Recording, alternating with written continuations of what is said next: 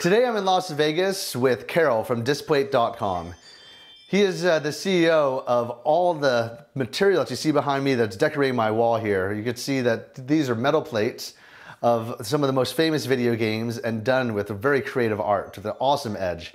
And I've decorated the whole back of my wall because Karol contacted me after watching my YouTube channel and said, I'd love what you were doing and I want to share with you what I'm doing. And he gave me this as a present. When I saw his website, as a huge video game fan, I was so shocked. I showed my wife, we got so excited about all the different art because of our favorite video games were all displayed, from Legend of Zelda to Halo to Final Fantasy, and also because of the cats.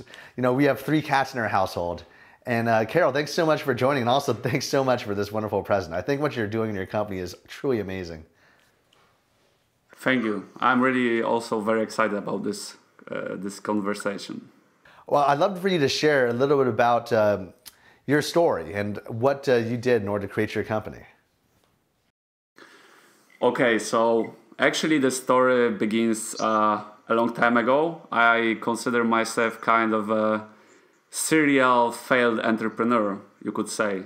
Probably one of the worst ones I know, because I failed like 10 businesses before. It's pretty terrible when you think about it. But I also had in my mind always this kind of fail until you succeed mindset, you know. And I remember doing this stuff since I don't know, 12 years or even more. And the difficult part is actually I'm based in Poland, in Europe, you know. We don't have as many options as in the US, so the internet kind of gave me the freedom to experiment.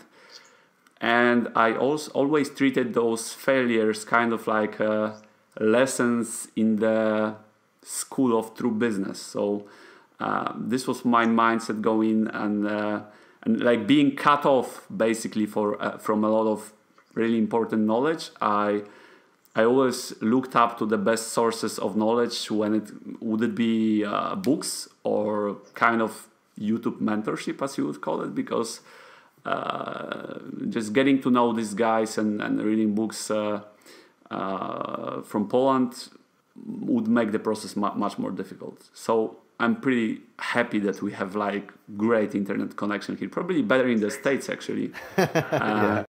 Yeah, and all those lessons brought me here. And the funny thing about Displate also is, some times ago I learned this lesson that today's world is all about cross-border. It's no longer about, the borders are like non-existent for me. So the last 3 startups I made were done internationally, because like how difficult it is to just launch a website in English rather than Polish. And the funny thing about Displate is actually we sold to 28 countries. Like we managed to do 1,112 orders to 28 countries before we sold one to Poland. So that's kind of a funny approach for an e-commerce business, because typically you start from your own like neighborhood and then you grow. No? Awesome. Where did the passion come for you to create this company? I mean, were you a big video gamer yourself, or loved cats? I mean, video games is just a part. The truth is we built this site as a welcoming ground for all the artists from around the world, right? And I'm a gamer myself, right? So maybe my vibe kind of got to the crowd that arrived on our website. But to be honest, we have a lot of artists. We have like 70,000 designs on our site, but it just seems that the kind of the artists who create like fan art and stuff like this, kind of those are the biggest group, and also our customers kind of are the biggest group. So it kind of grew organically there. It was like not our intention to go there actually. It was just testing, and finally we found an audience which resonated with us really well. And it was like thousands of little tests that brought us to where we are currently, you know? It's awesome. The displays that I have in my room are such a loving thing for us, something that is kind of just part of our household, or part of our kingdom, that my wife, who just got signed for the video game team that's owned by DJ Steve Aoki, is going to be using this as her backdrop for her video game streams when she's playing all the different video games that she's going to play. And it's going to be also a place where we're going to bring in professional video game players for Clash Royale for interviews, because she and I host tournaments for that video game for cash prizes as well. It's part of what she's doing with her brand Seven Fox. You know, that's going to be her brand on Twitch. I love the art and everything, but also because of the passion and expression and how cool the technology is. Because you just put it against the wall. You don't have to put it in a frame. You just literally just stick it to your wall. It's kind of like a magnet to a refrigerator. And the mobility of that is such a creative, innovative idea. It just looks so much cleaner than having all these different frames you have to put in there as well in terms of aesthetics. Is that like the main unique selling proposition that you want, or is it like the art? Or was it the story of how you created that you thought was going to be the thing that you were going to market to help spread the word about Displate? To be honest, I believe it's a combination of stuff. The magnet is really a powerful tool. I have this kind of thing when I always like, if I would have to have a motto, I guess it would be make things better, because like this is one of the ways to innovate, right?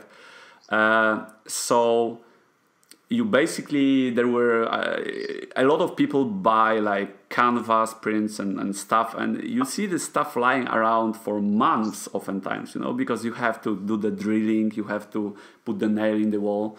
It actually becomes a chore sometimes, so making it easy for the customer is sometimes all that's needed, right? The metal provides like incredible quality at that, and it gives the option to recompose the whole thing.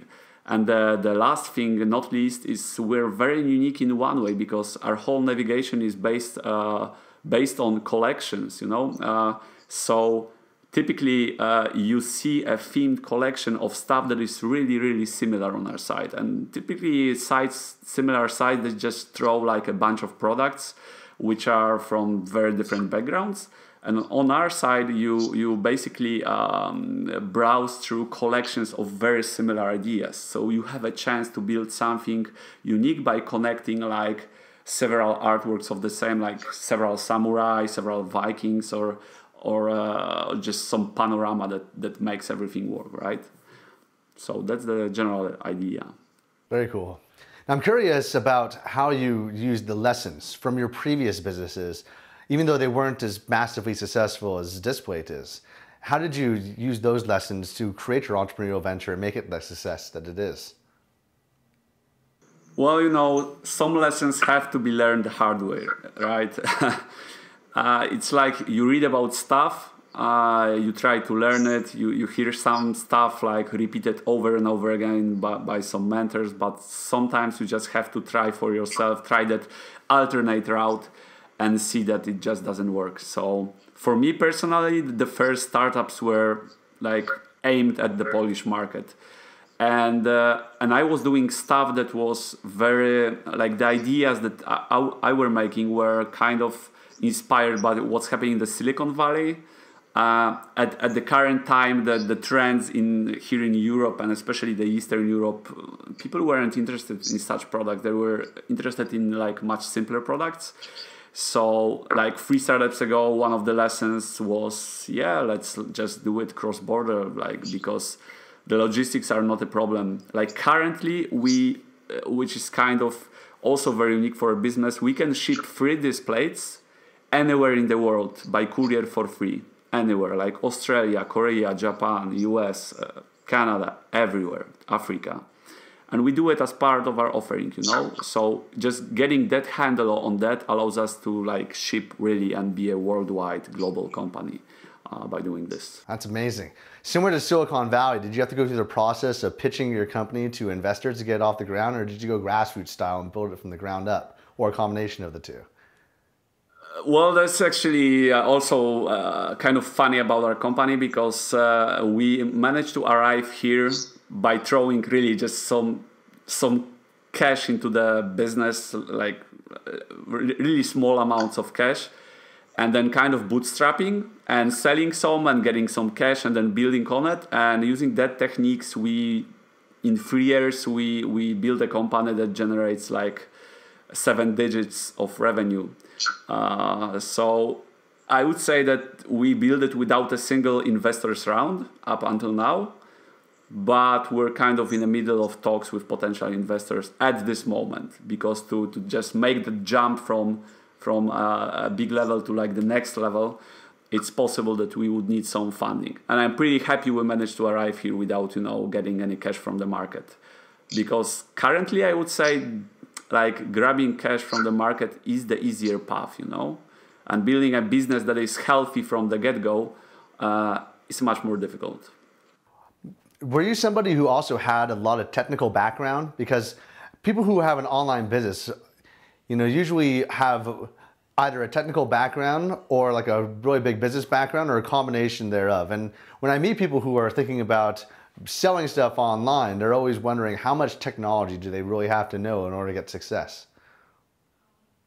To be honest, I have a technical background. I also my story is funny because I worked in several corporations before, and I worked in IT, I worked in marketing, I worked in global sales. So basically I grabbed all the pieces of the puzzle necessary to build, market, and sell stuff, right? So it was a mixture, but currently it's much easier than that. I'm all about the lean method, so just going small and testing assumptions. So actually you can start selling using all those popular websites that allow you to set up shop just like that, right? And you can test whether there's traction for your product, and if there is, then find a technical guy to meet up with and just build it from the ground up. So I would say that would be the correct way to start. For Real Social Dynamics, I also had a technical background because I had also worked in corporate finance.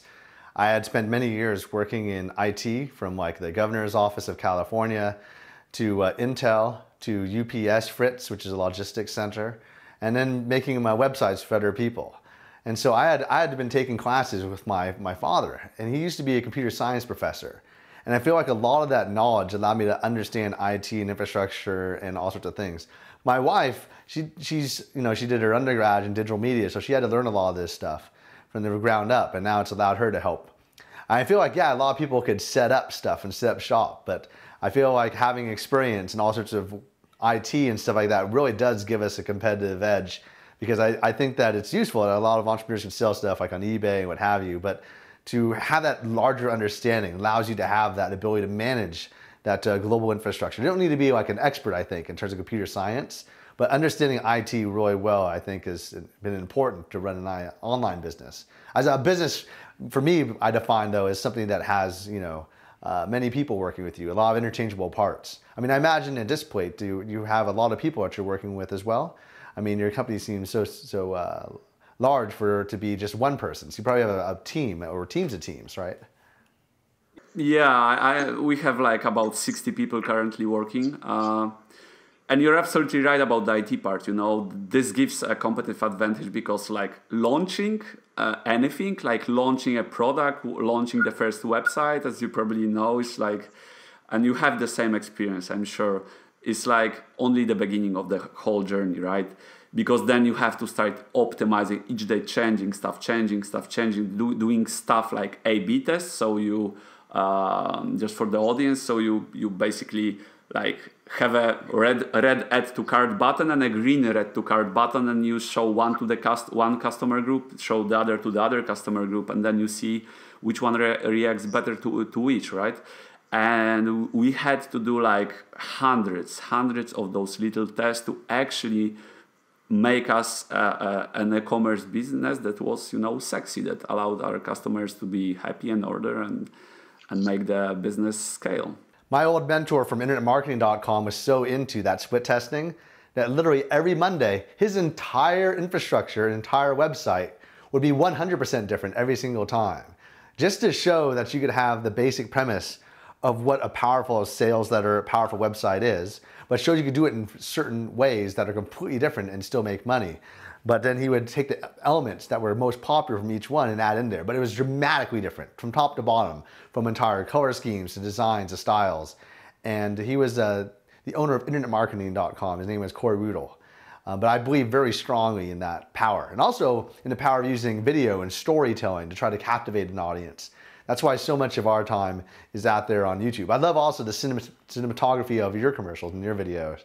I think it'd be kind of cool to show what that is in our video, if it's okay to use that in our videos. You can show people that. I think it's kind of cool. I would say you're actually probably the content YouTube masters. You know that you build this whole network using social media and video at that. So that's very impressive. You know, we're still. I like to kind of have a paid system, a paid channel, because a paid channel, when you make it work, it ultimately means that you can make it very scalable.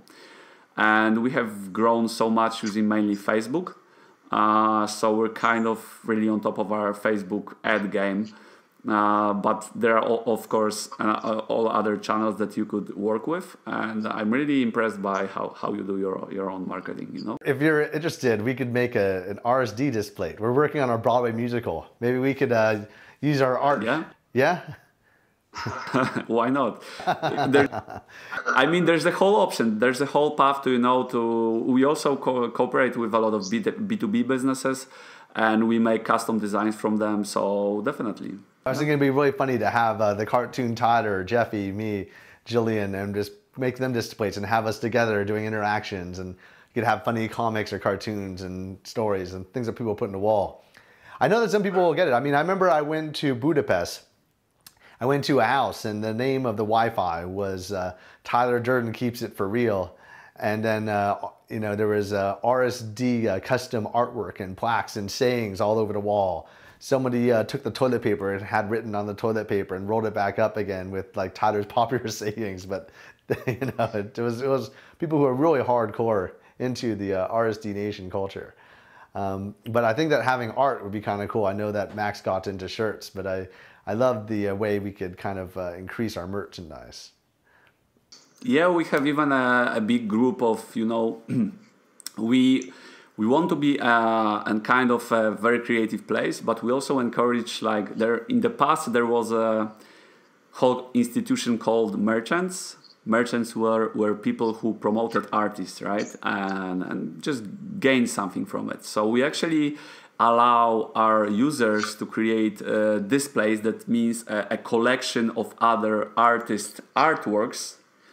And when they promote those artworks, they get a big commission of those artists' sales. So it's a kind of a mutually beneficial thing between the artists and the merchants.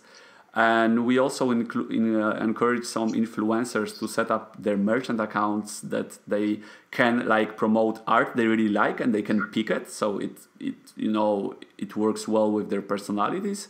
And then they can have a good commission with somebody buys it from them. The artist gets the commission, the merchant gets the commission, everybody's happy, So we try to put systems like that in place to allow the whole community to grow and flourish. That's cool. I have a lot of really cool artists. I think that'd be interested in adding this to their collection, like Tidy and Nicole Arbor and the Wu-Tang Clan.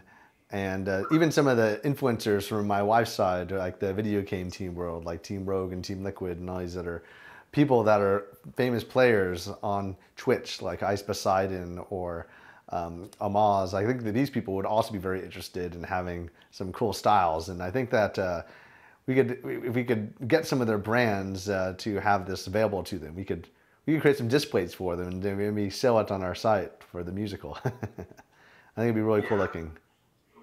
We can make it work. Yeah.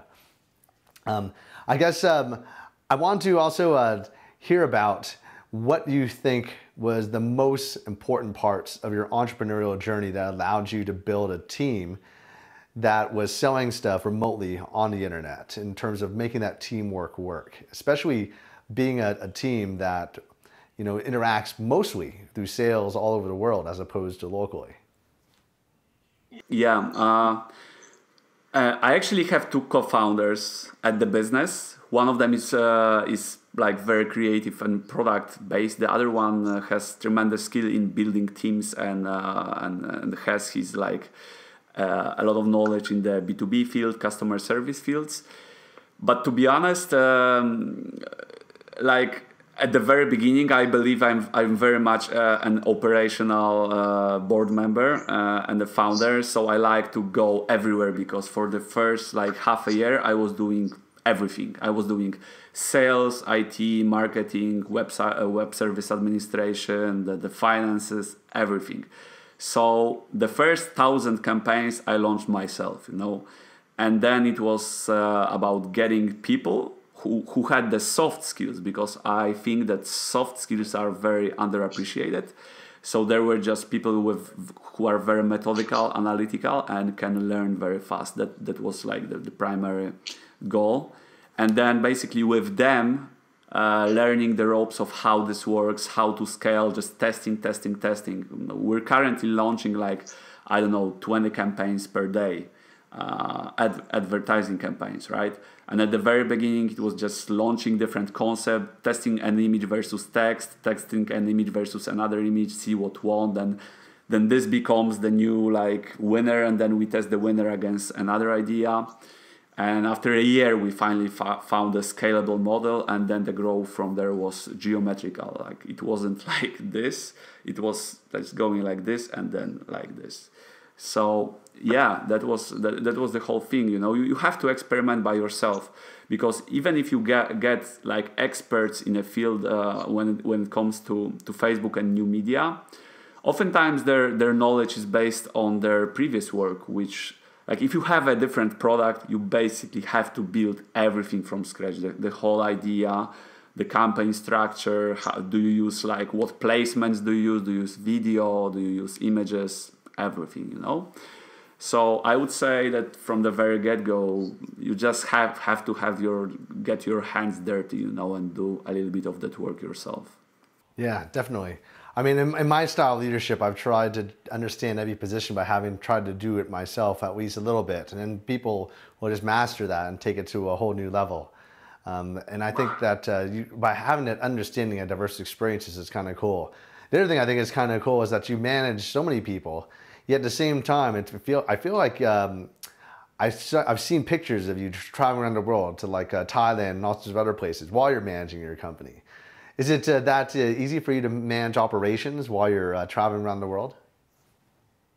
So the good thing it's that actually I have two co-founders, and yeah, it's kind of, you know, I'm trying to let go of trying to keep everything under wraps and just hold everything down, you know. So it's just a matter of, now we finally managed after those 3 years to get some C-level people on board, so they really introduce great quality into the company. So those guys, I feel more safe leaving them with the business while I'm out. And I mean, you have to take those breaks, because you lose perspective. You just go into this habits of doing similar stuff each day, and you can start missing some very important points. But when you just go outside for a moment, you have a chance to look at the business like with fresh eyes, you know, and that's extremely powerful, I would say. So now I'm really like, my trip to Hawaii, which is starting next week, it will be like 2-week trip, will be the biggest trip from like 5-6 years. So I will try to not do anything connected to the company, because I believe in the long term this would be very beneficial to the growth of the company as well. Well, maybe you'll have a fresh perspective. And if you want to stop by Las Vegas in your route to America, you have a place to crash. You could crash at my house, or come visit my house in LA and meet the team out here. You know, I'm actually flying through San Francisco, but I've been a year ago in Las Vegas. But yeah, I might visit again. We have a house in LA, and I'm there like on weekends. I'm also in my Vegas house on the weekends. I usually do day trips to LA, and we use it as our video production studio for RSD with epic ways to shoot with a 360 view of like all the city of Hollywood Hills. And in Vegas, you know, we got a 10-bedroom house, and you know, you could have you know, your own office and hang out here if you want a place to crash. Yeah, that sounds nice actually. So yeah, I'll consider that definitely. We're going to be going out to Hawaii actually as a group as well. I think that's like a place that we go like once a year as kind of an executive retreat where our team goes out there and they decompress and they have hikes down like most dangerous trails. Maybe they'll rent a house in a villa and they use it as a team building exercise. But we use it as executive retreats to kind of like build the culture, share ideas, and allows collisions of innovations to happen. Do you guys do that also? Like a lot of retreats or things to get people to, meet up and be inspired? I felt, I feel that we're kind of been growing so rapidly through the last 3 years. It's been really crazy, and I even haven't had time to do a 1 week vacation oftentimes. So this is something we definitely want to introduce, like maybe meetings during walks, during like meetings just outside, in the green scenery. But this is something that we are working on. Like this year we finally did a makeover of our office, and it looks really impressive. But we always like do something in our office and then it becomes too small really fast and we have to move. So once we move, we oftentimes like we're not so hasty to make the office look nice because we feel we'll be moving to a bigger place soon. But I think we finally found a place which has room to grow. So at least now we can start thinking about. But I really love the stuff you're doing with the executive retreats. I also think this is a great way to like create that chemistry because between those people who manage the business. And also get that fresh pair of eyes because if you're in Hawaii, there's definitely a different vibe there, right? Yeah, definitely. Yeah, if you have your cameras, you want to take some B-roll of that office, it'd be cool for me to see that. Yeah. Yeah. Well, yeah. Hey, thanks so much for the interview today. This is really cool to be able to talk to you, and I really, really appreciate your giving, generous kind of nature to like hook us up with all these beautiful Displates. They're just so amazing. Love it so much. So proud of them for my house. It's the thing that I show everyone when they come over here. Sure, I'm really happy with the result. Yeah. Cheers. Thanks so much.